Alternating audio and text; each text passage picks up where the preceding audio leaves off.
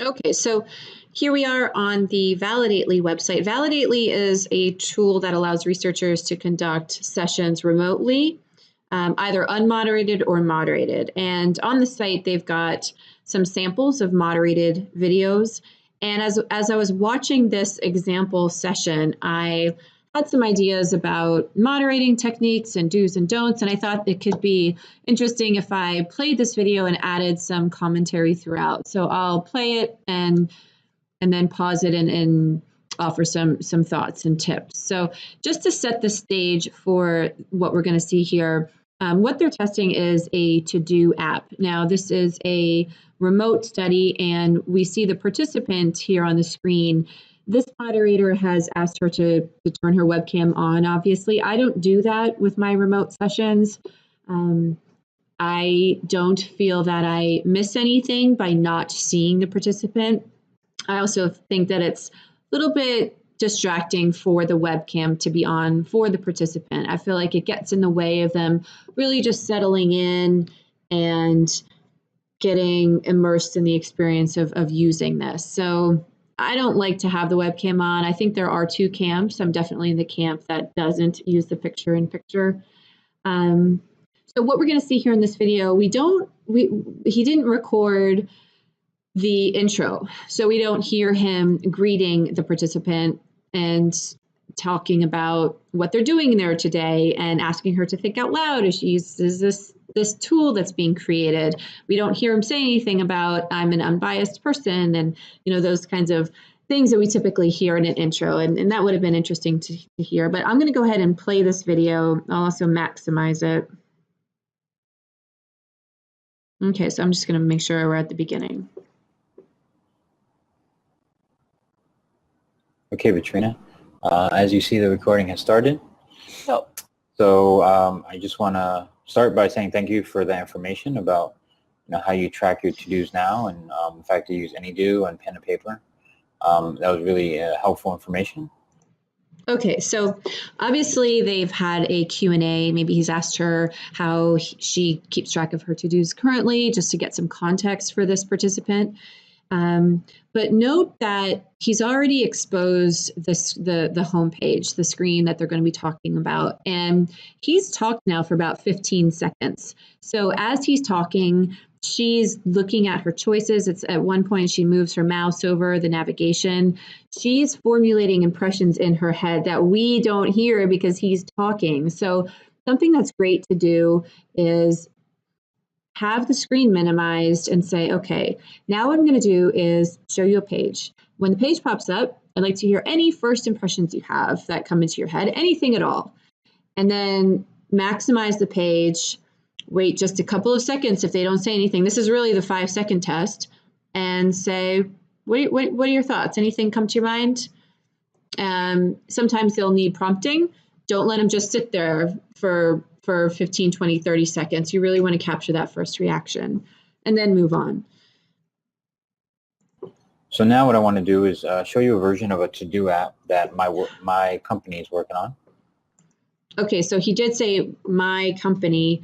I always like to say, and he might have done this in the beginning, but here he's kind of connected himself to this interface. I think you should keep yourself neutral.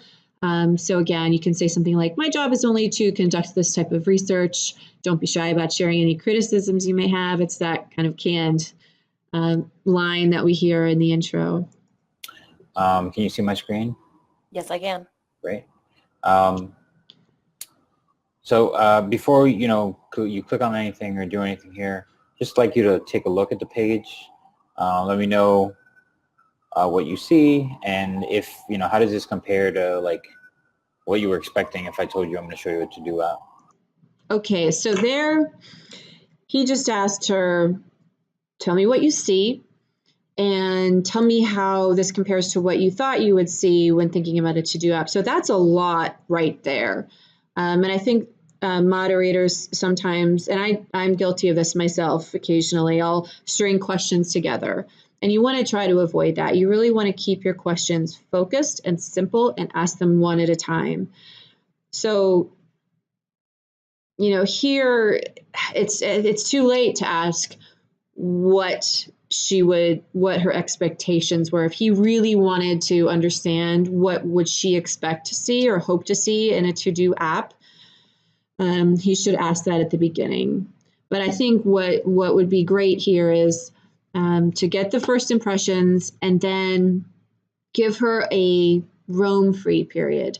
So that's one thing that's great about moderated sessions, is you do have the opportunity to allow the participant to use the site as they would if they were on their own at home alone while thinking out loud. So I do call this my roam-free period, and this might last a couple of minutes. It might last 10 minutes, depending how it goes. Your job as a moderator is just to sit back and watch and prompt them to think out loud and probe here and there when appropriate. But it's just a great way to see how they would interact with this naturally and where their first clicks would be. Well, this one to me looks like a project-based one. So probably not as personal as, what I'm used to, because it says project 1, project 2. So it reminds me more of like Trello almost than like a pure to-do list. Okay, so she said it feels more like Trello. We get the sense that it feels too business focused for her. I'd want to know, is that a good thing? Is that not a good thing? How is she responding to that? Does she like that? Does she want to see? Does she want to see? Is there something? What makes her think that this is really focused on work? And how does she respond to that? Is that a good thing or not? Okay. So I'm guessing this is definitely more work related than, something that can be used for both. Again, Okay. does she want to use it for both? Great. Tell me about the information that's presented here. What information do you think is valuable? Okay. I do get the sense that this moderator does not have a script. It just feels like he has some certain things that he wants to test, and he's just kind of throwing them. It just doesn't feel very organized. Yes, he said, tell me what you see here. It just feels very vague. And that last question that he asked, I'm just going to back up for a second. The information that's presented here, what information do you think is valuable? Okay, what information do you think is valuable? That is a leading question. You don't want to ask what's valuable, because maybe nothing's valuable for her. Most valuable. Well, I'm guessing it probably has something to do with either writing a website or something like that. As I see change fonts and widgets and stuff like that. Not sure. I guess it's just what somebody needs to do.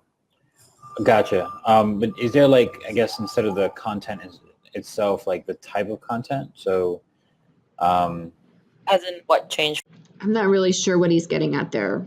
fonts is? yeah, like the fact that, what can you do with the fact that it says change fonts? Like, okay, so if he wants to see if this change fonts is clear, he needs to build a scenario around that. So allow her to start using this thing and writing a list and adding to this list. And then if he wants to see if change fonts is clear, he can say, okay, let's say that thing that you just added, you want to make that red. He can build another scenario around that, but don't pointedly ask, what does change fonts mean? like is there information here or the type of information here that's valuable, or is it just content? I mean, it looks like some stuff that needs to get done for a project. Okay. Okay, I see what you're saying. For one project, for multiple projects? Well, for multiple, because one's under project 1 and one's under project 2. Gotcha. So great. So, okay, thank you for that. Now I want you to do me a favor and add something. Not a big fan of the do me a favor. I think it should be just a step up, a little bit more formal, and say, okay, now for your first scenario, in this case, she hasn't actually done anything yet. For your first scenario, let's say that you want to blah, blah, blah. I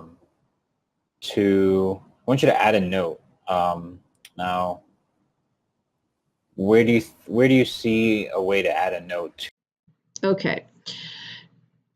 you don't ever want to include the word that's on the screen in your task. So here, notepad is in the navigation. He shouldn't say you want to add a note. I think it'd be nice if the scenario was something like, okay, let's say that you want to add a reminder to talk to Sally on Thursday about something. So give her something specific, give her a note without calling it a note, and ask her to add it to the site. To this to-do app. Well, I mean, it depends. I guess if I'm adding a note under a project, I guess I would click, okay, that didn't do it. So I guess it's not a note about a task. See, at this point, I feel like she doesn't even really know what the task is because it wasn't clearly defined. Which means I guess archive projects wouldn't help either. With timeline, again, there's no place to really put a note. So I guess the only place to put a note really would be Notepad. There we go. Yeah, go ahead and add something. Could be something silly for now. It's okay. I am writing a note. Cool. Add note. Okay, so I think all the cools and gotcha, for me, that's a little bit too kind of chummy, but I guess it's a personal style. So here you can see she added the note and it's on the left side of the screen. So that's where the note is. Great. And where do your notes live after you've entered them? So I wouldn't ask that while it's right here on the screen. I would move on to a different scenario and then give another scenario that says, remember that note that you added about talking to Sally? Let's say that you want to change that to so that you talk to her next week because you've learned she's going to be on vacation. I don't know. And then to see if she can actually find where the note is. I don't know. Let's see. I guess under Notepad. Nope. So here, now she sees that the note has disappeared. I do feel like she saw that it was over here because now she sees that it's gone. And so she's discovered a bug in this interface, and you can see how the moderator reacts to that. I don't know. They seem to disappear. Yeah, that looks like a bug, something I can help talk to my development team and fix. Can you try that again, actually? Maybe. So he realizes that there's a bug. I would not have her recreate this bug. I don't think that's necessary. I think he can do that on his own. What's important is what she thinks about, or where she would expect to find notes that she's written previously, and if she thinks that's in a good spot. So I'd probe on that and the intention. So sometimes I'll say, well, you can see the prototype here isn't fully functioning. What the intention here is to show you the notes here. What do you think about that? Add another note. Where are you going? Note? So there's the note, and then I hit timeline, and I don't know where it is, and it's not there. Oh, okay. Definitely something I need to talk to my development team about. So thank you for helping me find that. I really appreciate that. Yeah, again, just a little bit too much attention to that bug. You don't want her now to be hyper aware of bugs and to start looking for bugs. So just a couple more questions here. How difficult of a task was it for you to complete that? So, to add a note to the notepad.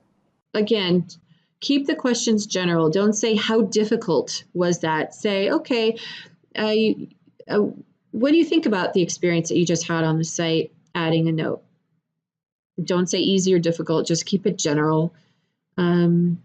Sometimes I'll have people rate their tasks on a scale of 1 to 7, where 7 is very difficult. How would you rate the experience of adding a note?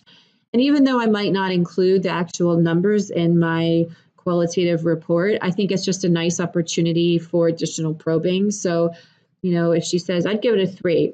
Okay, could you expand on that rating? Why'd you give it a 3? What might bump that up to a 7? What would you like to see done differently for you? That was easy once I knew where to put it. Gotcha. And is there... Okay. I'm going to rewind that for a second. Notice how he interrupts her. he says, gotcha, as she's still talking. That was easy once I knew where to put it. Gotcha. Okay, so as a moderator, you want to make sure that you don't talk over your participants, especially when they're answering a very specific question.